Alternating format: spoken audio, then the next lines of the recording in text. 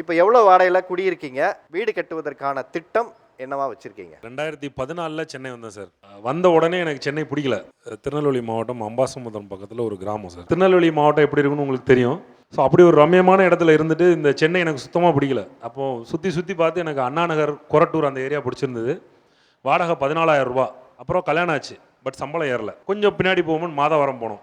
இப்போ கும்மிடிப்பூண்டி போயிடுச்சேன். கும்மிடிப்பூண்டியே போயிட்டேன். ஒரு 10,000க்குள்ளே தான் வாடகை. நல்ல ரம்யமான வீடு, எந்த பிரச்சனையும் இல்லை.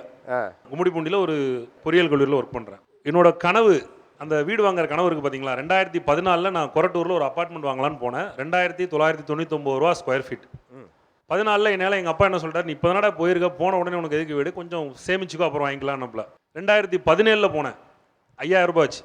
இப்போ நான் கொரட்டூரில் வந்து பார்த்தா 8,999 ஒரு ஸ்கொயர் ஃபீட். இதெல்லாம் தாண்டி 2022க்கு அப்புறம் என்னோட மனைவியும் என்னோட கல்லூரியிலேயே சேர்த்து விட்டு, சரி ஒருத்தரோட சேவிங்ஸை வச்சு நம்ம வீடு வாங்கிடலாம் அப்படிங்கிற மாதிரி ஒரு பிளான் பண்ணோம்.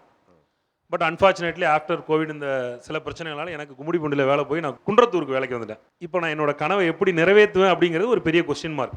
இதெல்லாம் தாண்டி என்னோட மன வருத்தம் என்ன அப்படின்னா, நான் பிறந்ததுலேருந்து சொந்த வீட்டில் இருந்திருக்கேன். இன்றைக்கி என் சொந்த வீடு இருக்குது, 11 சென்ட் என்னோட வீடு. இன்றைக்கி என்னோட சொத்து மொத்தத்தையும் விற்றா கூட என்னால் அண்ணா நகரில் வீடு வாங்க முடியும்.